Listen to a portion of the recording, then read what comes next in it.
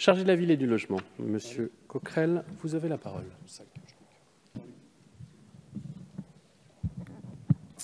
Monsieur le Président, Monsieur le Ministre, ça vient d'être dit, le logement est un droit universel, un droit fondamental.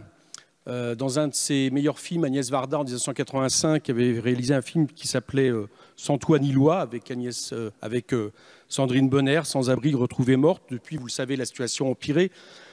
Sans toit ni loi, c'est une autre façon de dire qu'un toit est un droit, puisque cela veut dire qu'en réalité, on est poussé hors des lois de la cité. Alors, je ne vais pas vous citer les chiffres, vous les connaissez comme moi.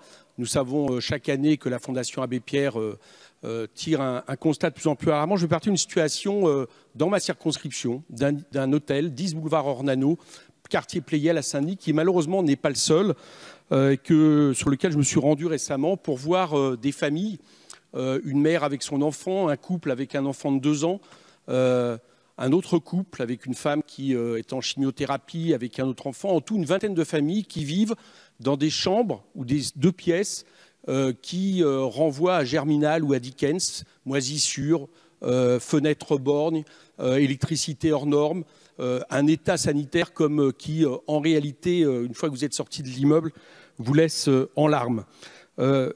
Le constat que je tire, c'est que jusqu'à il y a peu, ces familles, jusqu'à une revente qui les menace malheureusement d'expulsion et sur laquelle j'essaye d'agir avec la préfecture de la Seine-Saint-Denis et la ville de Saint-Denis pour qu'elles soient relogées avant, ces familles payaient entre 450 à 600 € par mois ces logements. Et donc il faut s'interroger, c'est un peu en dessous, mais pas beaucoup, du prix du privé dans ce quartier de Pleyel. Il faut donc s'interroger pourquoi elles se retrouvent dans cette situation. Moi, je constate que, et je tire la conclusion, que c'est beaucoup sur la question de la rareté du logement. D'un côté, le privé auquel on ne peut accéder parce qu'il faut des garanties, parce qu'il faut une situation stable qui garantisse aux bailleurs au moins 3 fois de salaire par rapport au loyer. C'est aussi le fait qu'il y a trop peu de logements sociaux. Là, en ce moment, la ville de Saint-Denis et la préfecture se battent un peu, enfin, en tout cas, essayent de trouver de quoi remédier à cette situation. Mais on sait aujourd'hui que depuis 2018, par exemple, il y a eu moins 10% de logements sociaux en France. Et c'est ensuite une pression qui se fait sur le logement d'urgence qui, normalement, ne devrait pas être dévolu à des familles qui ont des revenus. Bien.